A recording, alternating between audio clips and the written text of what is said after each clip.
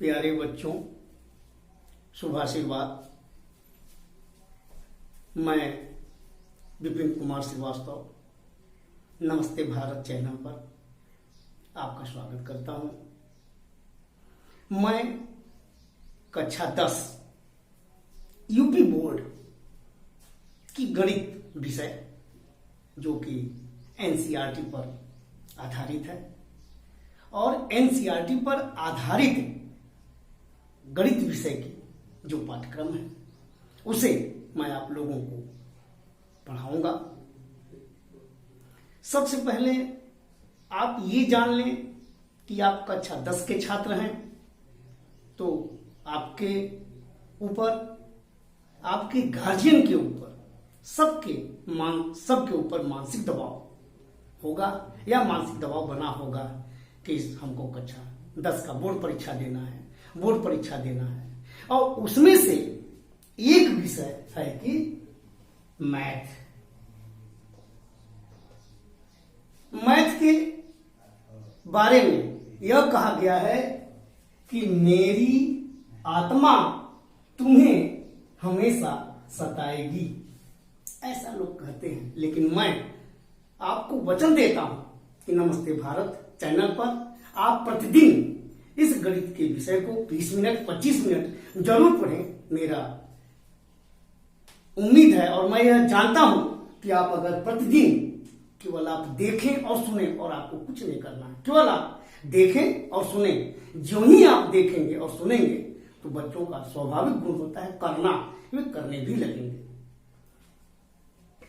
वैसे तो कक्षा 10 का यूपी बोर्ड का जो गणित पाठ्यक्रम है, सबसे पहला पाठ है आपका वास्तविक संख्या, फिर है बहुपद, दूसरा दो चरों में रैखिक समीकरण, तीसरा आपका द्विघात समीकरण, त्रिकोणमिति, वृत्त संबंधी रचनाएं, सांख्यिकी, पृष्ठीय क्षेत्रफल, आयतन, प्रायिकता, ऊंचाई दूरी, समांतर श्रेणी, इस तरह के पाठ हैं।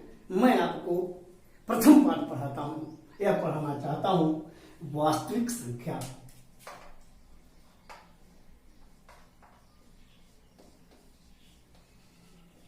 वास्तविक संख्या को पढ़ने के लिए सबसे पहले जब आप किसी चीज को जानना चाहें या किसी को पढ़ना चाहें तो थोड़ा सा उसको हट के अगर आप पढ़ें तो आप बहुत अच्छी पढ़ाई कर सकते हैं और आप जान सकते हैं कि क्या होता है। सबसे पहले आप वास्तविक संख्या को पढ़ने के लिए आप पढ़ें प्राकृतिक संख्या।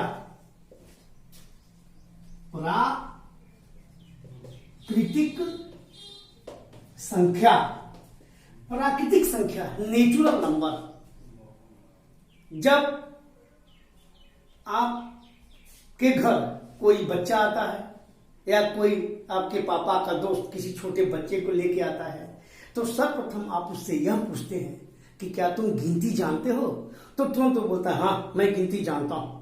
वह तुरंत आपके सामने गिनती गिनना प्रारंभ कर देता है। 1 2 3 4 5 इस तरह से 1 2 3 4 5 गिनती गिन जाता है, अनंत गिनती गिन जाता है। 101 1099 डैश डैश डैश डैश गिनती गिन के आपको सुना दिया। जितनी गिनती में उसको आती है आपको सुना दिया। आप तो केवल यह सुने कि वो गिनती आपको सुना दिया, परंतु आप ये जान लीजिए कि वो बहुत बड़ा काम कर दिया।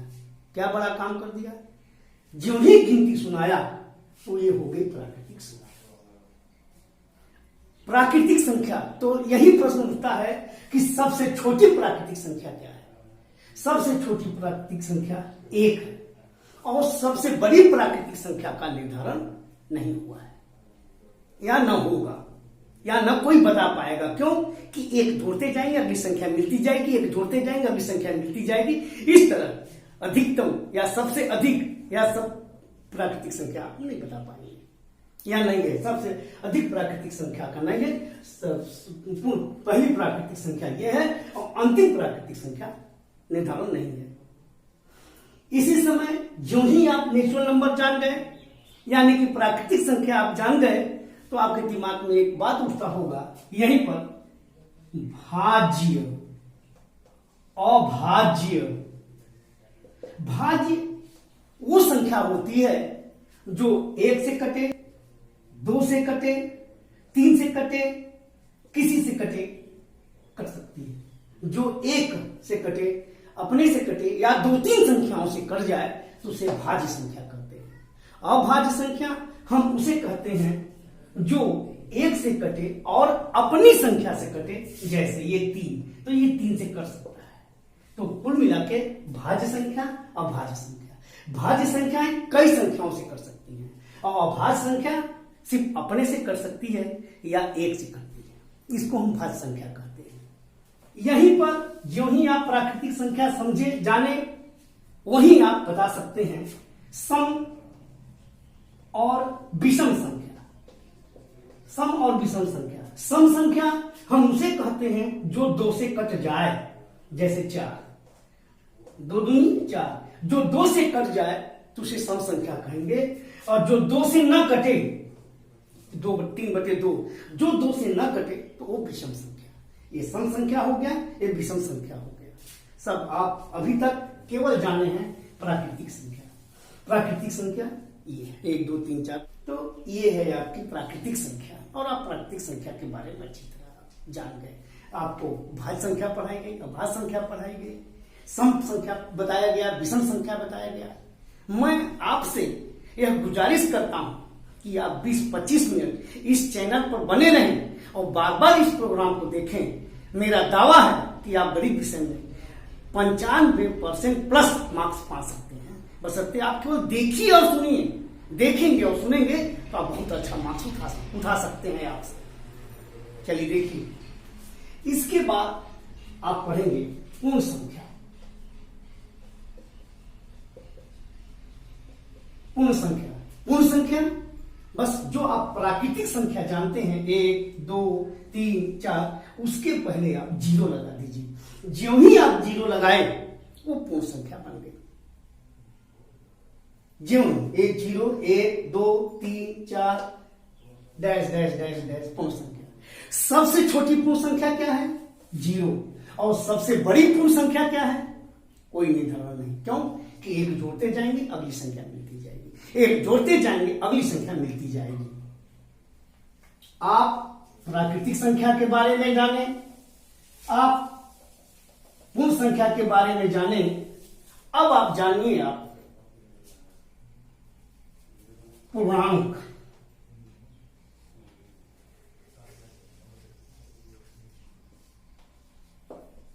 इंटीजर, पूर्णांक, ये 3 प्रकार का होता है। पूर्णांक 0, ऋण पूर्णांक, धन पूर्णांक। 0 धन पूर्णांक, धन 1, धन 2, धन 3, धन 4, ऋण 1, ऋण 2, ऋण 3, ऋण 4 dash dash dash dash dash dash. ये पूर्णांक इंटीजर, ये 3 प्रकार का होता है। शून्य, धन पूर्णांक, ऋण पूर्णांक। आप इसको एक ऐसी रेखा तैयार कीजिए और रेखा तैयार करने के बाद 0, धन 1, धन 2, धन 3, धन 4, धन 5 डैश डैश डैश, ऋण 1, ऋण 2, ऋण 3, ऋण 4 डैश डैश डैश। इस तरह तैयार कर लिए। इसको बोलते हैं हम संख्या रेखा। जब आप संख्या रेखा के बारे में जान गए और अगर आप ध्यान से बात को सुन रहे होंगे, केवल आपको देखना और सुनना ही है, तो तुरंत आप ये समझ गए होंगे कि हम बहुत कुछ जान गए। आपके अंदर इतनी क्षमता आ गई कि आप प्राइमरी स्टेज की गणित विषय की बुक आप लिख सकते हैं। आप अपने आप को कमजोर मत समझिए, बस बशर्ते आपको इस चैनल पर देखना है, पढ़ना है और समझना है। देखिए, अगर आप किसी भी स्थान पर हाथ रखिए और दाहिनी ओर जाइए तो आपको बढ़ती हुई संख्या मिलेगी। कहीं भी हाथ रखिए और दाहिनी ओर जाइए तो आपको बढ़ती हुई संख्या मिलेगी। आप कहीं भी हाथ रखिए और बाईं ओर आइए तो आपको घटती हुई संख्या मिलेगी। फिर बाईं ओर आइए तो आपको घटती हुई संख्या मिलेगी।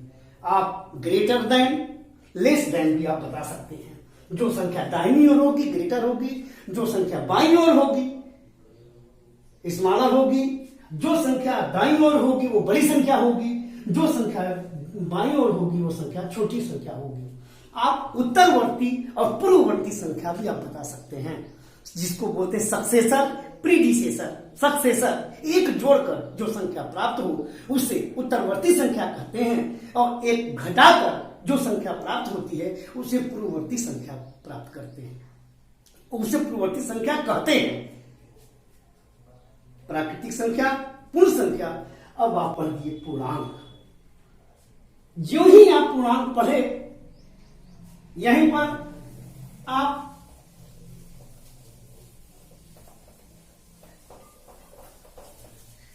पर आप अब पढ़ना चाहेंगे या आपको पढ़ना चाहिए भिन्न संख्या। भिन्न संख्या, भिन्न संख्या को हम दशमलव संख्या के नाम से भी जानते हैं।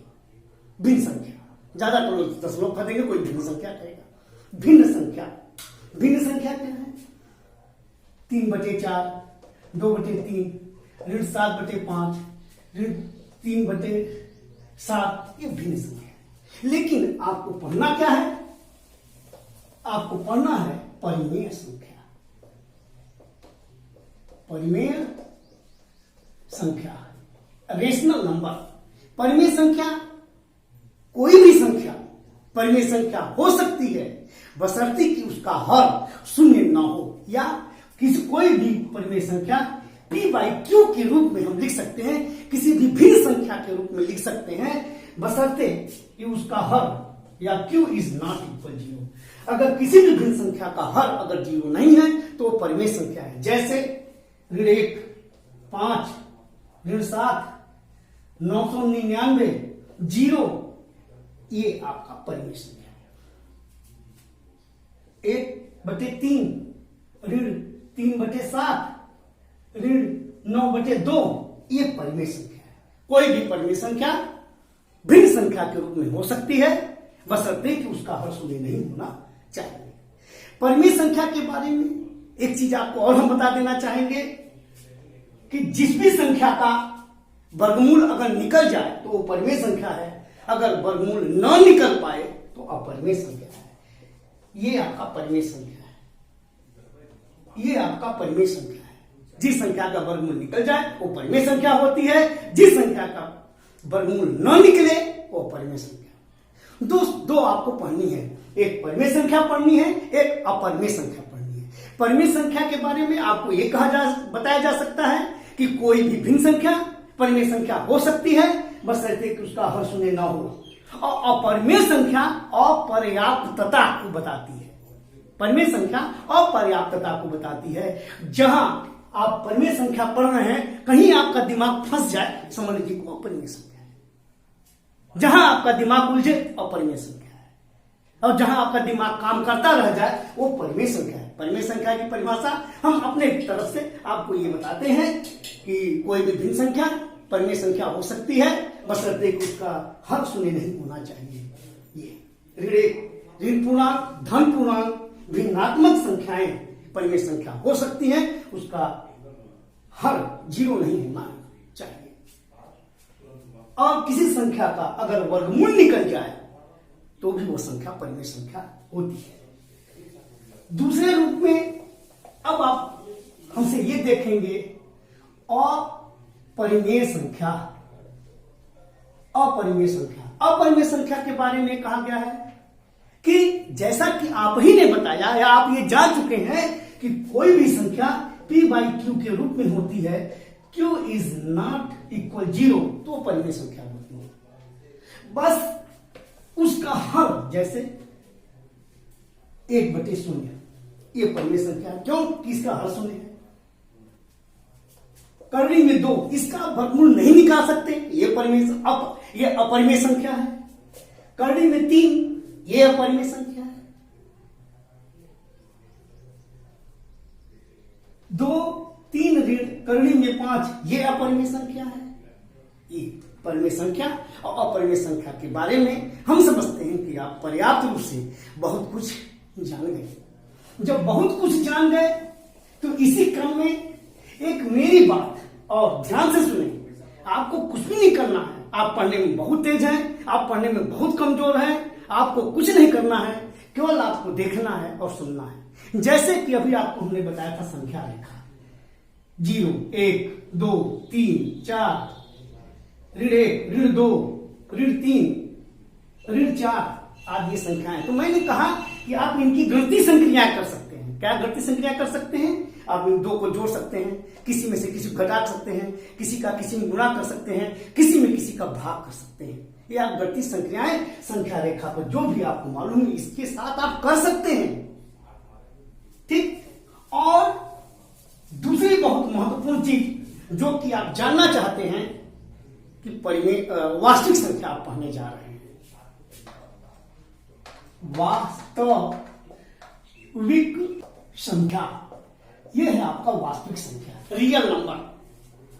मुख्य रूप से वास्तविक संख्या दो प्रकार की होती है। एक होता है परिमेय संख्या और दूसरा होता है अपरिमेय संख्या। परिमेय संख्या में आपको हमने बताया ऋण 5, ऋण 3, 3, 2, ऋण 1/3, ऋण 5/7, 2/7, 99/2, ये सब परिमेय संख्या है। √4, √36, √49, ये परिमेय संख्या है। अपरिमेय संख्या √2, √3, पाई,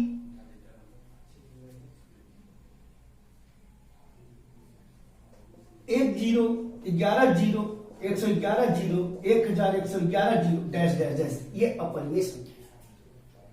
ज्यों ही आप परिमेय संख्या और अपरिमेय संख्या के बारे में आप जान गए तो वहीं आप ये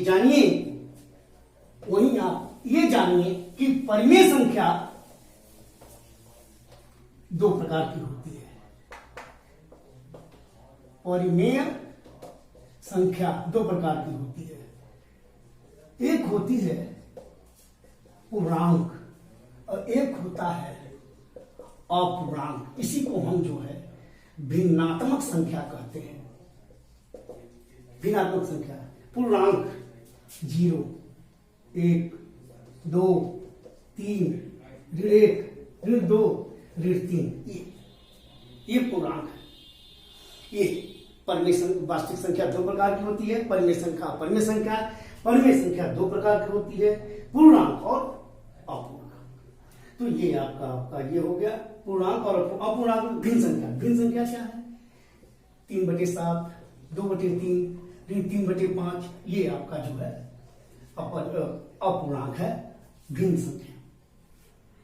ज्यों ही आप ये जाने वास्तविक संख्या दो प्रकार की होती है, परिमेय संख्या अपरिमेय संख्या। परिमेय संख्या दो प्रकार की होती है, पूर्णांक अपूर्णांक। अपूर्णांक के बारे में ये बताया गया कि ये 3 प्रकार का होता है, धन पूर्णांक, शून्य और ऋण पूर्णांक। इन सबों को आप मिला देंगे तो आपका वास्तविक संख्या बन जाएगा। ज्यों ही आप वास्तविक संख्या आप जान गए तो आप यहीं पर ये जान लीजिए कि आप वास्तविक संख्या को संख्या रेखा पर भी आप निवेशित कर सकते हैं। वास्तविक संख्या को आप संख्या रेखा पर भी प्रदर्शित कर सकते हैं, संख्या रेखा पर निरूपित कर सकते हैं। और ज्यों ही आप वास्तविक संख्या के बारे में आप जान गए तो इनकी गणितीय संक्रियाएं, इनके साथ आप गणितीय संक्रियाएं कर सकते हैं।